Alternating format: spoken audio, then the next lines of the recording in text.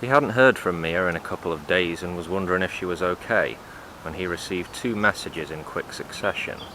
The first was regarding their last meeting. She told James not to worry about it and assured him there would be no more unpleasantness from her business manager. The second text was of a completely different tone. She told James that she thought he was a special and decent man, whom she cared for a great deal.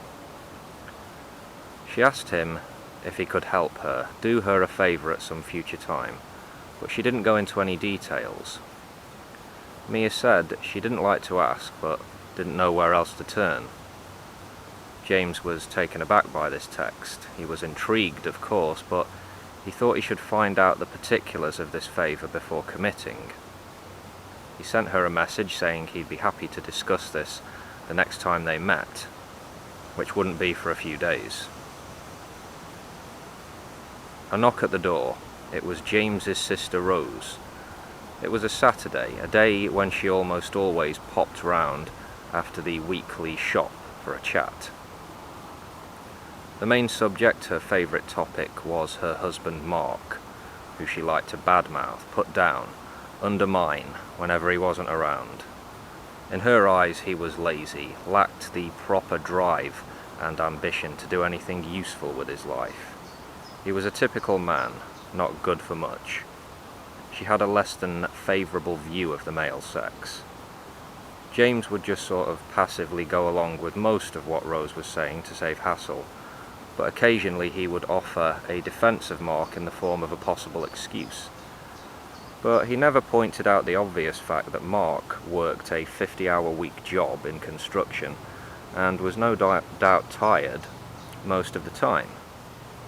He supported Rose, housewife and mother to their daughter Alice, on his wage alone, and they had a nice little house together. So Mark didn't help out with the washing and cleaning. Was it so terrible that he just wanted to relax and have a few beers when he got home? Rose just really enjoyed complaining about her man, as most women do, thought James. He loved his sister, but she really was a boring gas bag for sure.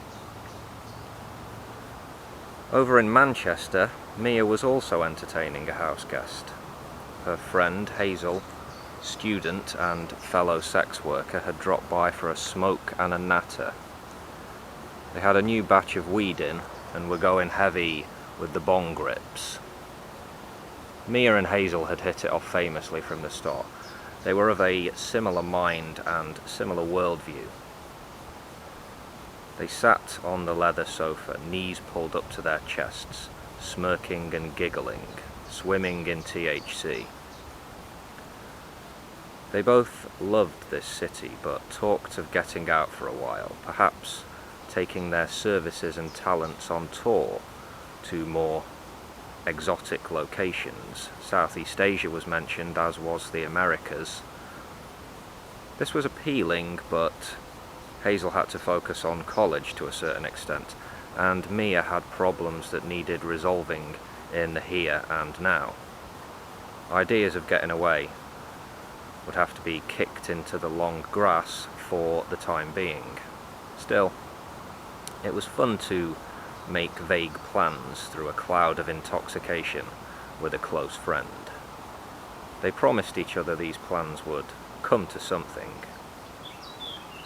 Mia took a paper wrap out of her handbag, carefully opened it up, and tapped out some white powder on the coffee table in front of them. She divided two lines up with her bank card and used an already rolled up tenner to snort one of the lines. Hazel helped herself to the other. Shadrach sat in his Nissan Micra parked at the end of the street, where he did most of his business. He was alone with his thoughts, contemplating his next move.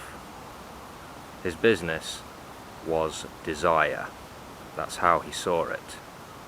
He was a pimp and a pusher, and was also in on the protection racket in his neighbourhood, exploiting and bullying the vulnerable, of course. One of Shadrach's philosophies or rules for living was do it to them before they do it to you. Ruthlessness is a virtue. He counted no one as his friend and everyone as a possible threat. He'd grown up in post-Cold War Poland and had to fight for what little he had. He was from a broken home and had abandonment issues. He saw violence as necessary and everyday sort of common, like eating or sleeping. He enjoyed violence. If one of his whores stepped out of line and needed a slap or whatever else, so be it. If some old-timer got it into his head that he wasn't going to cough up the weekly insurance fees, then Shadrach was the guy who was sent to lean on him hard. He especially enjoyed strangling whores, women, ladyboys. He got off on the power and the fear he inspired, the terror even.